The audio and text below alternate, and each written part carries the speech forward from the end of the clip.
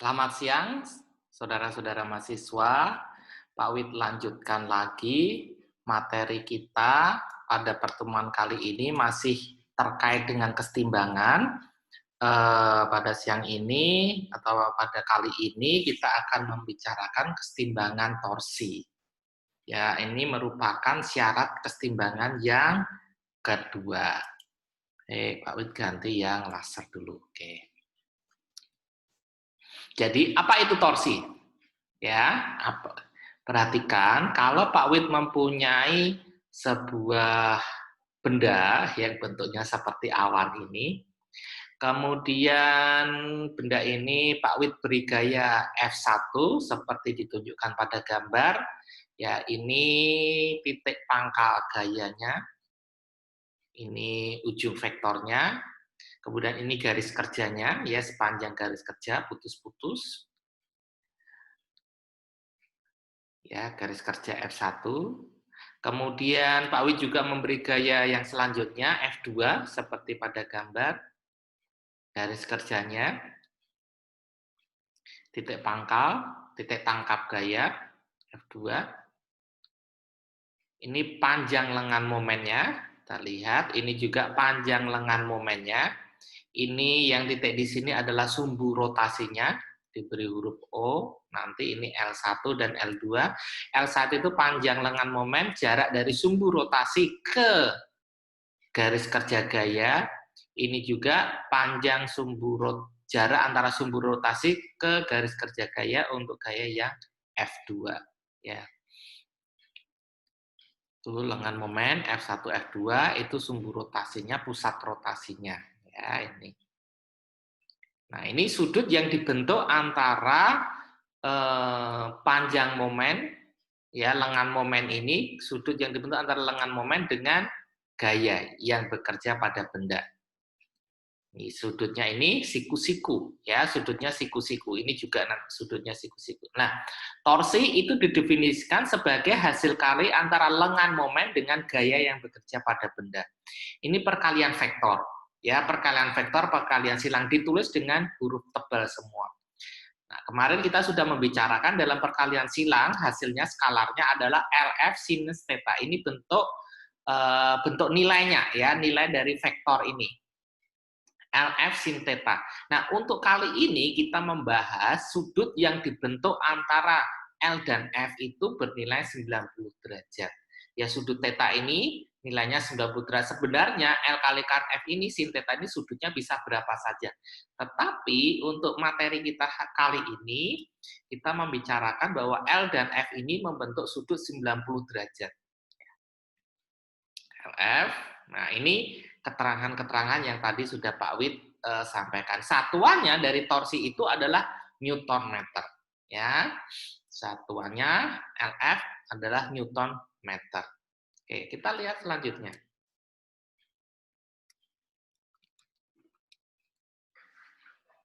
Ya, torsi ini juga merupakan besaran vektor.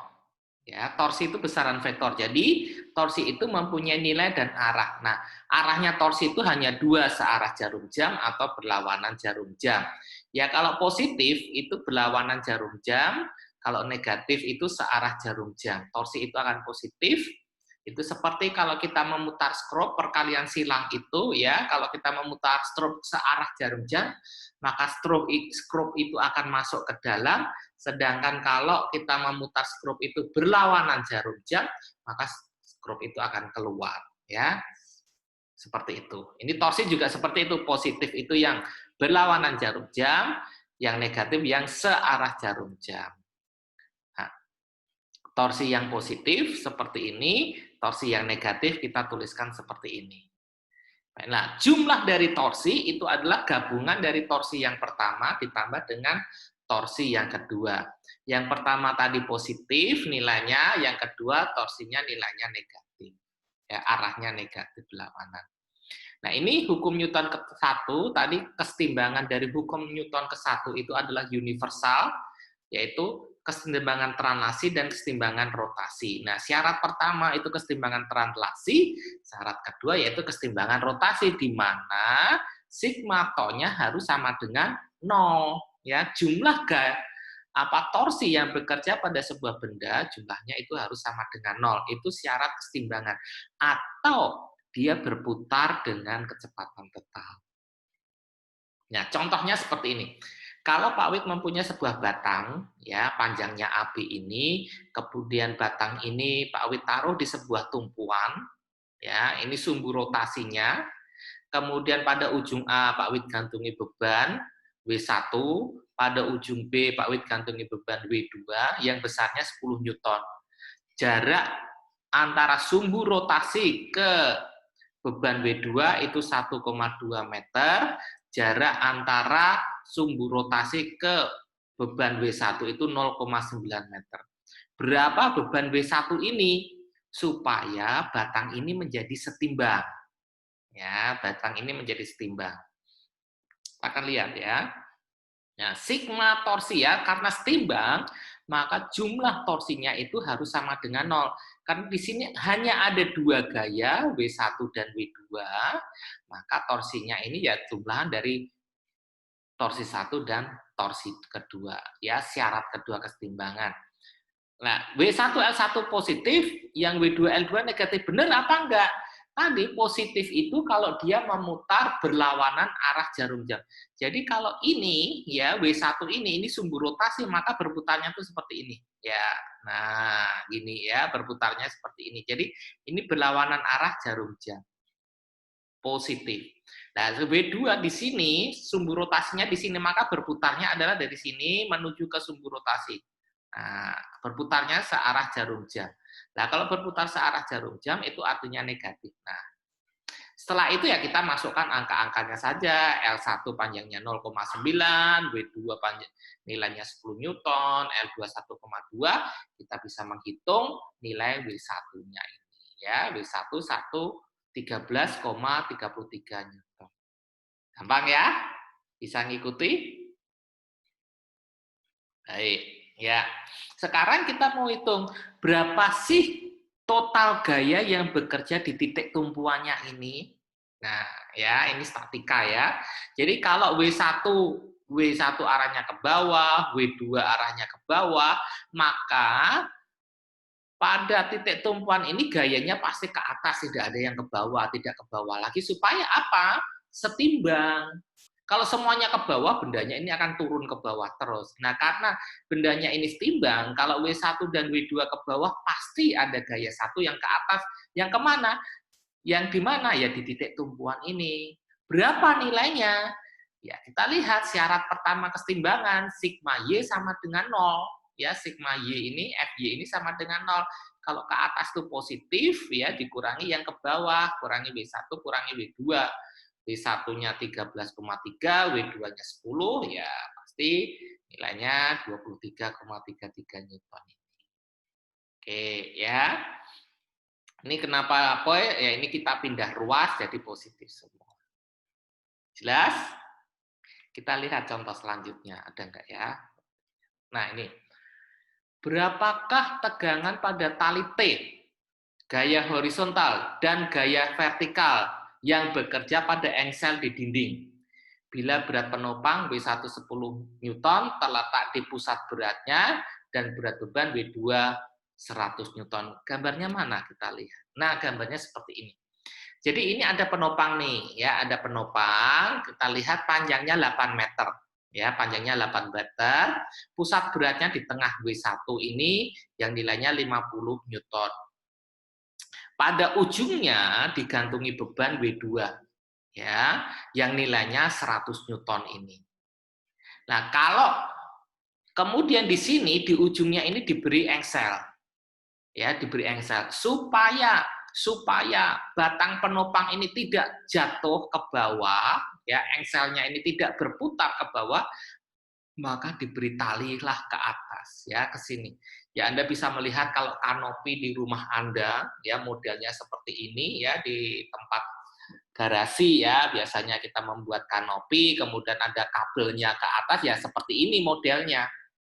Ya, berapa tegangan kabel ini? Nah, ini yang akan kita hitung, ya, tegangan kabel ini kita hitung, gaya vertikal dan gaya horizontal ini yang akan juga kita hitung. Nah, Ini manfaatnya untuk apa? Ya kalau sederhananya kita menggantung kanopi. Ya kalau yang lebih besar apa yang digantung?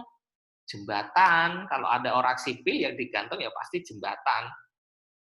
Ya, nah, sehingga kita harus menghitung dengan cermat berapa tegangan kabelnya, berapa gaya yang bekerja pada torsi yang bekerja pada engsel ini, supaya kita bisa menentukan yang pertama jenis kabelnya, diameter kabelnya yang mempunyai tegangan tarik dan spesifikasi yang diperlukan berdasarkan hitungan ini. Demikian juga di sini, ya kita perlu berapa bautnya berapa, diameternya berapa supaya kuat menahan ini semua. Kita lihat satu persatu. Ya, ini tegangan tali T kita uraikan kepada sumbu X dan ke sumbu Y. Ya, kita uraikan, kita sudah belajar penguraian ya. Tegangan tali T ini ya, jadi dari ujung sini ke sana tegangan tali T kita uraikan TX dan TY. TX itu karena dekat dengan sudut berarti cos, TY itu berarti sin. Kalau kita lihat cosinus theta apa? Cosinus theta itu adalah ini kalau ini 6, ini 8, di sini panjangnya sisi miring berapa? Pitagoras biasa 10 ya. 10 gampang ya, pakai rumus Pitagoras kali 6, ini 8, ini panjang sisi miring 10 sehingga cosinus theta itu adalah 8 ini dibagi sisi miringnya 10 ya ini. Kemudian sinus theta bagaimana? Kalau sinus theta sudut di hadapannya 6 ini dibagi sisi miringnya 6/10. Nah, ini TX dan TY-nya. Kita sudah tahu, jadi T ini diuraikan menjadi TX dan TY. Selanjutnya, karena benda ini dalam kondisi setimbang, maka berlaku syarat kesetimbangan sigma Fx sama dengan 0. Apa saja gaya yang ada di sumbu X? Yaitu TX ini dan gaya horizontal ini di engsel. Ya, gaya horizontal di engsel ini. TX dan gaya horizontal. TX min H sama dengan 0. Kita belum bisa menghitung H karena kita tidak tahu T-nya. Ya. Kemudian selanjutnya, sigma FY sama dengan 0, masih syarat pertama kesetimbangan. Ya, sigma FY itu gaya yang arahnya vertikal. Ada TY, ada W2, ada W1, ada V ini. Ya, ada V ke atas. Jadi yang ke atas dikurangi yang ke bawah. Yang ke atas TY ditambah V kurangi W1 kurangi W2 sama dengan 0. Ini sigma Fx dan sigma Fy syarat pertama kesetimbangan. Oke, selanjutnya. Nah, sekarang kalau kita hanya menggunakan syarat pertama kesetimbangan, kita tidak bisa menjawab soal ini. Ya, karena di sini juga bekerja torsi. Kenapa bekerja torsi? Ini gaya-gayanya tidak bertemu di satu titik. Satu di sini, satu di sini, satu di sini. Kalau kemarin kita membicarakan gaya-gaya kongruen, gaya-gaya itu bertemu di satu titik. Ya, lah ini tidak. Kalau gaya itu tidak bertemu di satu titik, pasti akan menimbulkan torsi. Oleh karena itu, karena bendanya setimbang, maka torsinya ini juga harus setimbang. Sekarang kita tentukan dulu sumbu rotasinya di mana. Nah, sumbu rotasi itu bebas. Anda mau taruh di mana saja boleh. Di sudut sini boleh, di tengah sini boleh, di sini boleh, di sini boleh. Cuma penaruhan sumbu rotasi itu kita pilih yang memudahkan kita untuk menghitung. Ya, memudahkan kita di dalam menghitung penaruhan sumbu rotasi itu. Nah, taruhnya di mana? Di tempat banyak gaya tidak diketahui. Di mana itu? Di sini. Di sini ini banyak gaya V dan H tidak diketahui. Ya, jadi kita taruh di sini. Kalau di sini ini ada W yang diketahui, jangan kalau ditaruh di sini sumbu rotasinya nanti hilang nih nilai ini karena torsi itu adalah gaya kalian lengan momen. Ingat, kalau lengan momennya nggak ada, torsinya hilang. Ya, torsinya hilang. Jadi kita taruh di sini. Jadi sebenarnya semua gaya ini menyebabkan rotasi. Ini ada V, ada H, ada W1, ada W2, ada TX, ada TY. Nah, mana positif, mana negatif? Kalau sumbu rotasinya di sini perhatikan. Kalau sumbu rotasinya di titik O, maka V dan H ini tidak ada lengan momennya. Ya, tadi torsi itu adalah panjang lengan momen dikalikan gaya. Nah, kalau sumbu rotasinya di sini tidak ada lengan momennya. Jadi ini nilainya 0. Toh V dan toh H-nya ini 0. Nah, sekarang ini W1. Dia memutarnya searah jarum jam atau berlawanan. W1 putar ke sini. Oh, searah jarum jam. Berarti toh 1 itu bernilai negatif. Toh W2 bagaimana? Oh, W2 juga pasti bernilai negatif. Berputarnya searah jarum jam. TY bagaimana? TY ke sini. No, ya, TY ke sini. Berarti berputarnya berlawanan jarum jam. Berarti ini TY positif. TX bagaimana? TX kita lihat kalau kita TX itu kita perpanjang, ternyata dia mengenai sumbu rotasi ini. Ya, kita perpanjang nih TX nih garis kerjanya. Nah, kalau kita perpanjang mengenai sumbu rotasi, maka artinya itu tidak ada lengan momennya, bukan dari sini ke sini ya. Ini Pak, TX kan titik pangkalnya di sini, sumbu rotasi di sini, berarti panjangnya dari sini ke sini 8 meter, bukan. Bukan seperti itu ya. Sumbu rotasinya itu panjang lengan momennya itu dari sumbu rotasi ke gayanya. Nah, ini gayanya ini kalau diperpanjang kena di sini sehingga ini tidak mempunyai sumbu panjang lengan momen ya. Jadi kalau garis kerja gaya itu kita perpanjang mengenai sumbu rotasi, lengan momennya tidak ada. Sehingga yang tidak ada lengan momennya torsinya 0. Apa? Nih V, ya, kita lihat nih. Ya. Nah, ini ya. Torsinya, yang V ini tidak ada lengan momennya, yang H ini juga tidak ada lengan momennya. Kemudian yang TX ini juga tidak ada lengan momennya. Jadi ini 0, ini 0, ini 0. Ya. Nah, ini 0, ini 0, W1 panjangnya tadi 50 nilainya 50 Newton. Letaknya ada di tengah-tengah, ini beban penopang ya, letaknya ada di tengah-tengah karena panjangnya tadi 8 meter, maka tengahnya penopang 4 meter. Kemudian ini W2 panjangnya 100, nilainya 100 Newton beratnya, kemudian panjangnya 8 meter dari titik tangkap gayanya. Kemudian yang satu lagi TY ini juga panjangnya 8 meter, titik tangkap gaya ke sumbu rotasi, dan ini nilai TY yang sudah kita hitung. Nah, dengan demikian dari satu persamaan ini hanya T yang tidak diketahui ya kita bisa menghitung ini kali ini 200, ini kali ini 800, ya ini negatif-negatif berarti 200 sama 800 menjadi 1000, 1000 dibagi 8 dan seterusnya ya seperti ini ya kita pindah ke sini menjadi negatif, ini negatif, negatif coret semua jadi nilai T-nya tinggal dihitung pakai kalkulator ya 208,33 Newton. Nah, kita sudah mendapatkan tegangan tali. Nah, tegangan tali didapat manfaatnya apa? Ya, jadi nanti kita mencari material yang mampu menahan tegangan tarik sebesar ini. Kita punya apa? Ada yang lebih rendah dari ini. Ada yang 108, hanya cuma 100 Newton Pak tegangan tariknya. Kalau talimu cuma 100 Newton, maka ukurannya diameternya harus besar sekali. Kalau besar itu berat, yaitu macam-macam konsekuensinya. Ya. Nah, yang pas itu talinya apa, kabelnya apa. Nah, itu ya ini manfaatnya kenapa kita seperti ini. Nah, setelah itu kita tentukan hitung H dan V-nya. H itu dihitung dari sigma Fx ini karena kita tahu Tx-nya. Tx itu adalah T kalikan 8/10 sama dengan H. Ini pindah. T-nya tahu tadi, kita hitung. Demikian juga yang ada di sini, barengan nih ya, keluarnya munculnya ya. V tahu, T ini TY bisa dihitung, V-nya yang dicari, W1, W2-nya ada. Ya ini matematika biasa kita hitung. Sehingga kita dapat H dan V. Nah, 3 besaran sudah kita ketahui. Selesai sudah. Jadi ini manfaatnya apa?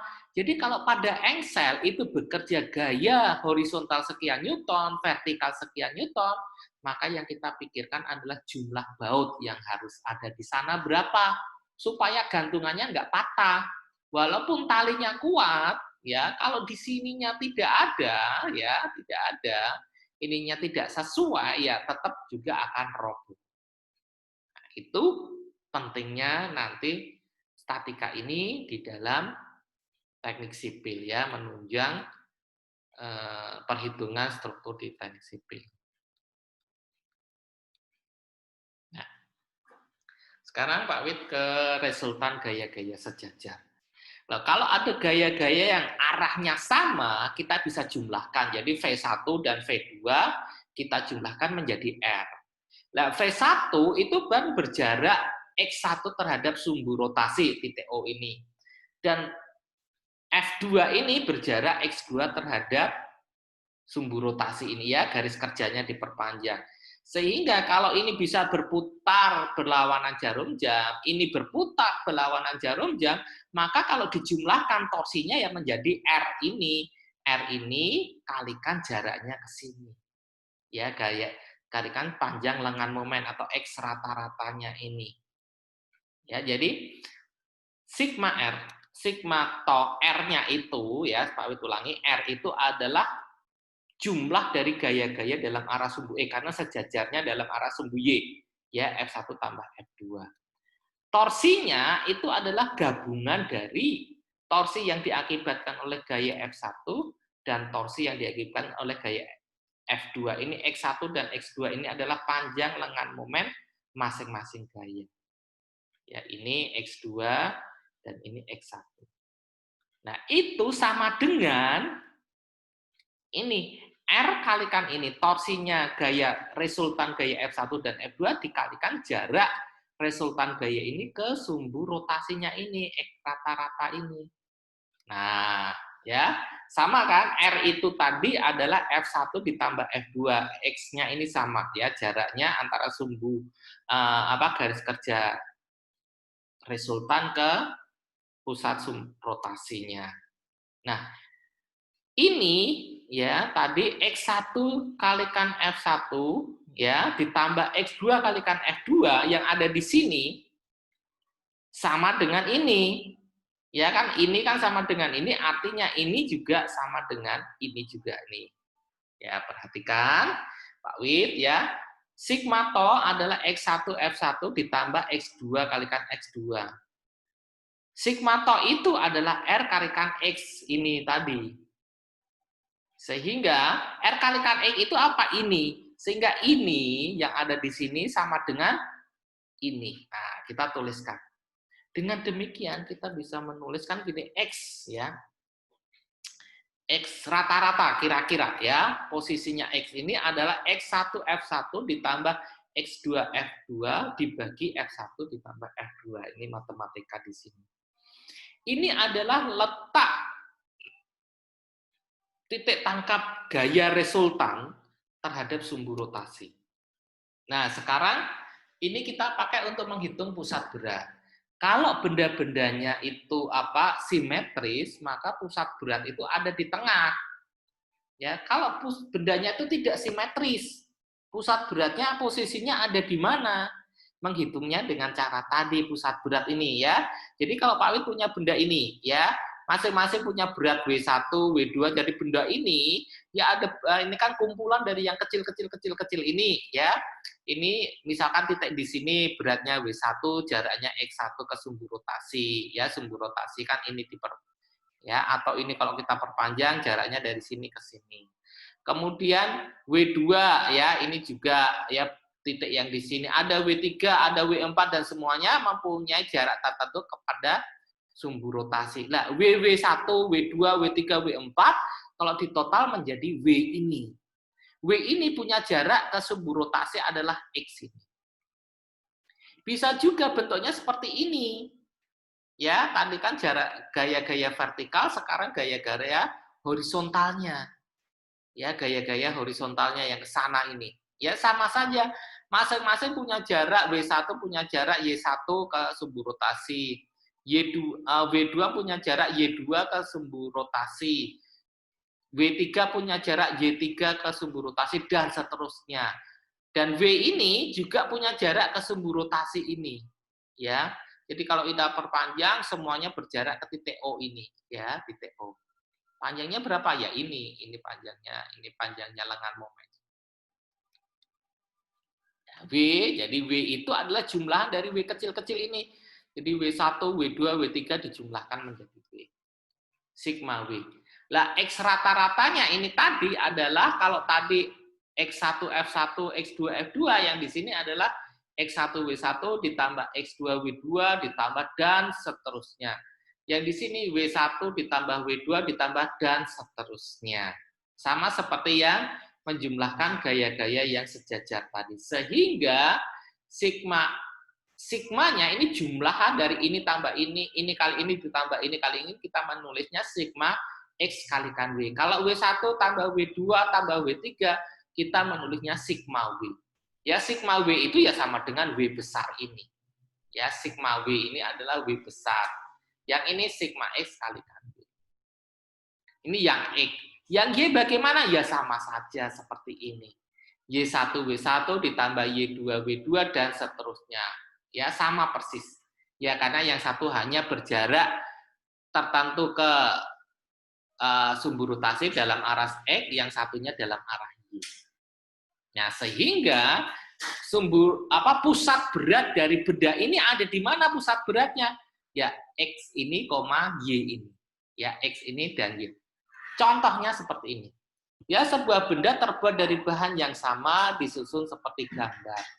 Tentukan pusat berat gabungan dari dua benda tersebut. Ini ada benda seperti ini, ada benda lagi yang kedua kayak gini, ditulis seperti ini.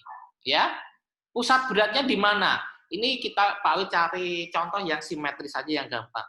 Kalau yang segi 4 ini pusat beratnya di mana ya Pak Wid? Tarik garis horizontal silang seperti ini, diagonal, ya pusat beratnya di perpotongan. Demikian juga yang ini. Nah, ini pusat beratnya di sini, ini pusat beratnya di sini. Jadi kalau pusat berat benda yang bentuknya T terbalik ini, pusat beratnya di mana? Apakah persis di tengah-tengahnya ini? Nah, itu kita lihat.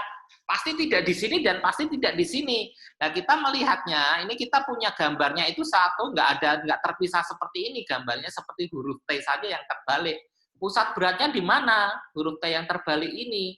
Ya, kita potong jadi dua ini. Jadi dua, satu bagian atas, yang satu lagi bagian bawah. Ya, kita lihat yang bagian. Kita lihat selanjutnya.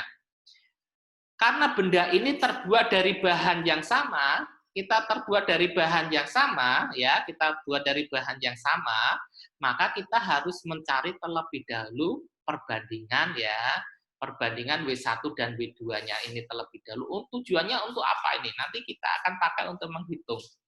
Karena ini, W1 banding W2, berat itu adalah massa kalikan gravitasi. Ya, massa kali gravitasi. Massa itu adalah luas dikalikan berat jenis.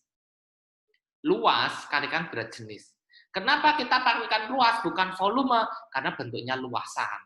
Ya, kalau bentuknya volume ya volume kali berat jenis. Ya, massa kali gravitasi itu berat. Nah, massa itu adalah volume kali berat jenis kalau bentuknya di dimensi 3, kalau luas kali berat jenis itu kalau bentuknya dimensi 2. Nah, luas itu apa? Ya panjang kali lebar. Ini juga panjang kali lebar. Ya.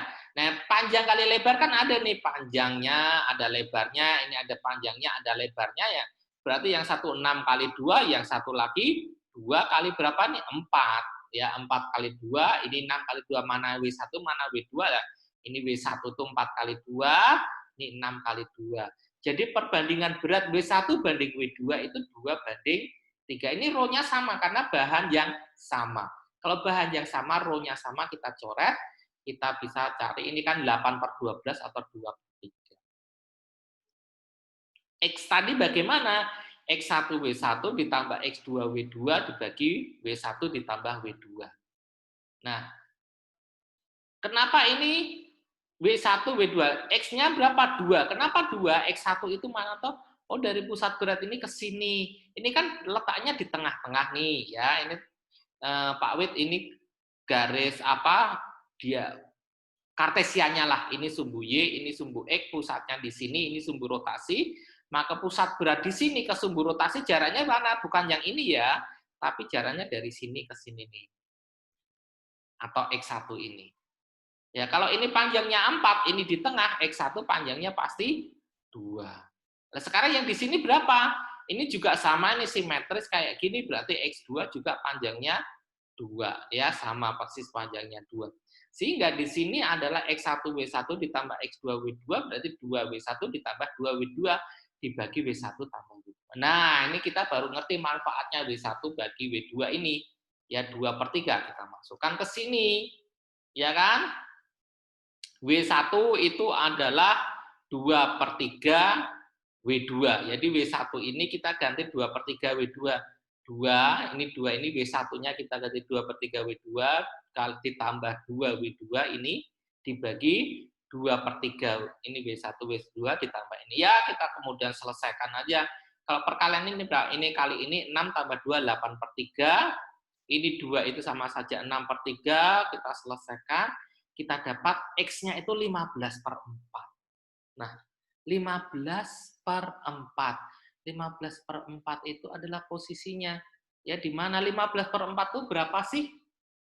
15/4 itu adalah 2,8 ya. 2,8. Nah, perhatikan 2,8 itu posisinya di mana ya? 2,8 ya. Ya, 2,8 pasti masih di sekitar ini. Ya, kalau 2 ini di sini, ya 2,8 itu pasti di sini. Ya. Maaf ini mungkin salah ya. Ini ya betul ya. 2,8 posisinya di sini. Ini berapa ini? Ini 2 ya, 2,8 posisinya di sini. Jadi bukan di tengah-tengahnya ini, ya di antara ini dan ini. Kalau ini berarti ini letaknya berapa? Ini 2 tambah 4. 2 tambah 4 itu 6 ya. Jadi dari sini ke sini itu 6, bukan di 3, tapi di 2,8. Oke, kita lihat ini. Ya, jaraknya Y sekarang ya, W1 ditambah W2 ditambah W2. Y ini ke sini jaraknya berapa? 1 ya, karena ini kan panjangnya 2, ini jaraknya 1. Kemudian ini yang ini panjangnya tadi berapa? 6. Panjangnya ini berapa? Sorry, 6. Ini oh ya, ini 6 ya. Ini tadi sebentar. Oh, salah. Jadi ini kan tadi panjangnya 6, berarti ini ke sini 3 ya. Ini ke sini 3 ditambah ini 2 jadinya 5. 1 W1 ditambah 5 W2 tambah W1 W2. Oke, tadi kita sudah mendefinisikan W1 itu apa? 2/3. Kita selesaikan, kita dapat 20/5. Ya, 20/5 itu berarti 4. Ya, 20/5 itu 4. Sehingga posisinya ada di mana? 4 itu Y ya, Y ini di sini 4 itu posisinya. Jadi X, Y tadi posisinya adalah ini tadi, yang tadi adalah 2,8 dan 4. Jadi 2,8 dan 4 posisinya ada di situ.